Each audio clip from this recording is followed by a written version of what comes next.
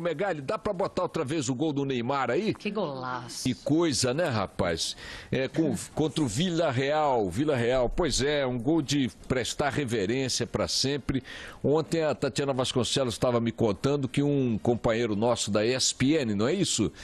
De qual emissora? Da ESPN, acho que sim. Estava dizendo, olha, tem que abrir uma exceção aí no prêmio Puskás, que é o prêmio de melhor, mais bonito gol do ano, e incluir, já está fechada a lista. Aliás, eu vi os gols que estão concorrendo, tem de um brasileiro pouco conhecido também, um gol de bicicleta muito bonito, mas enfim, tinha que incluir esse aí do Neymar, porque esse gol foi uma pintura maravilhosa, um gol do Neymar contra o Vila Real, passe do Tevez, né?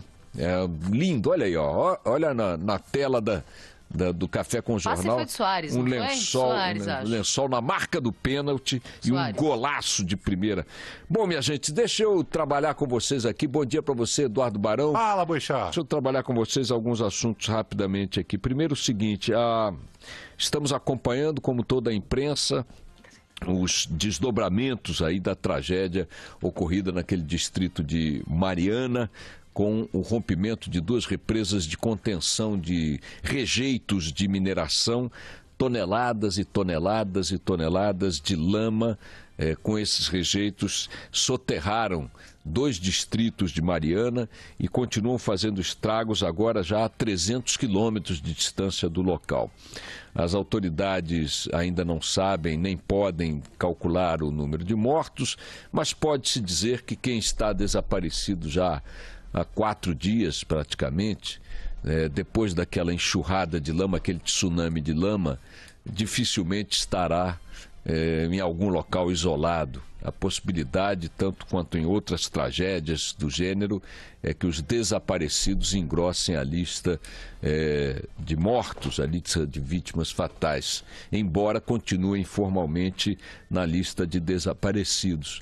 Isso produz uma distorção na narrativa do assunto, né? Porque você vai dizer acidente tal com 1 morto e 25 desaparecidos. Você jamais vai dizer acidente tal com 26 mortos, que é, de fato, o que tudo indica que aconteceu.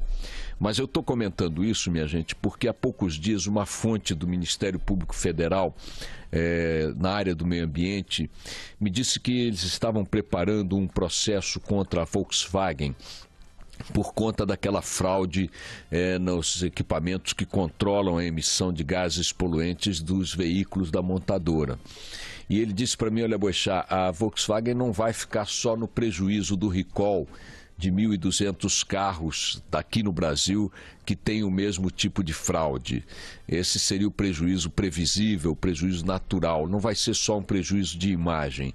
Nós estamos preparando aqui uma ação por dano coletivo, que é uma ação que está baseada nas perdas ambientais decorrentes do tráfego desses veículos e vamos entrar com um pedido de indenização pesado em cima da Volkswagen. Aí ontem eu liguei para esse meu amigo, essa fonte no Ministério Público do Meio Ambiente, perguntei, e aí, como é que vocês estão encarando a tragédia lá em Minas? Depois já está muito no começo. Por enquanto, muita gente fica pegando carona no noticiário, fazendo declarações e tal. Não é a nossa expectativa, mas você não tenha dúvida que essa é a maior tragédia ambiental do Brasil nos últimos muitos anos. É porque as pessoas não estão se dando conta do grau de dano causado por esse tsunami de lama caindo nos rios daquela região e avançando até o Espírito Santo. A expectativa de que a lama chegue até o Espírito Santo, suspendendo a coleta de água. Agora, o pior é o seguinte, Boixá, aquilo vai sedimentar-se no leito dos rios, nos estuários, aquilo vai ficar ali. Aquilo não sairá tão cedo. Está certo o prefeito de uma das cidades atingidas dizendo que vai levar um século para ela se recuperar. E isso tem que ser mensurado economicamente para uma reação do Ministério Público diretamente voltada contra a empresa responsável. Eu disse, mas e se tiver sido vítima de um acidente natural como um tremor de terra? Ele disse, nossas informações é de que o tremor ocorrido, de fato registrado, não teria capacidade capacidade de abalar uma estrutura como aquela, nem de longe, tanto que não abalou nenhuma outra estrutura na região, nenhuma casa, nenhum casebre, nenhum monumento, nada foi atingido, né?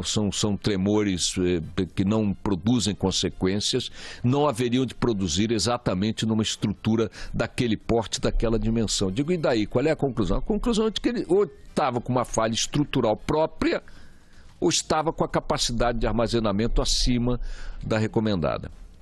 Não tem outra saída.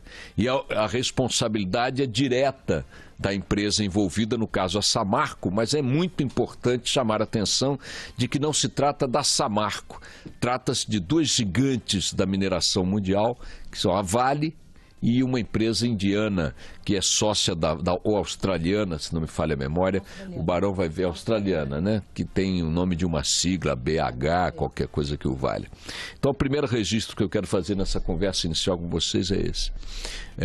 Vem uma ação pesada do Ministério Público do Meio Ambiente em cima da Samarco, e não podia ser diferente. A empresa indiana é BHP, me diz aqui o nosso... Australiana, BHP, diz aqui o nosso querido Bruno Venditti.